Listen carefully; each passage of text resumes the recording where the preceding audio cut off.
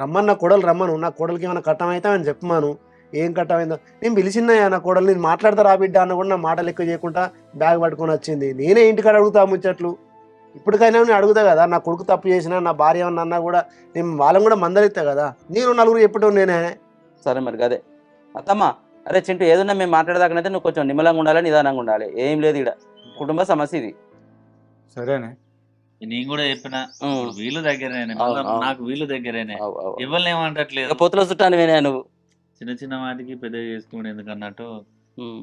సరే మామ ఏదైనా ఉంటే సీనన్న పిలు అమ్మాయిని విలువ ఏదన్నా ఉంటే ఒడగొడదాం. నువ్వు కూడా ఎవరైనా పిలవలేదు, ఇంకా నువ్వు నమ్మకంగా మీ పొత్తుల చుట్టూ ఉన్నాడు కాబట్టి ఆయన ఏదో నమ్మకంగా ఉంచినావు. కానీ ఏదన్నా కుటుంబ సమస్య కాబట్టి ఒడగొడదాం. ఏదన్నా పెద్దగా ఇబ్బంది పడాల్సిన అవసరం ఏం లేదు ఇంట్లో. ఏదైనా మా అల్లుడే సాగతే పెళ్లి చేసిన కానీ మాకు అయినే సౌమ్య ఇక రారా. సౌమ్య వాళ్ళైతే ఇల్లు చూసుకొని వచ్చి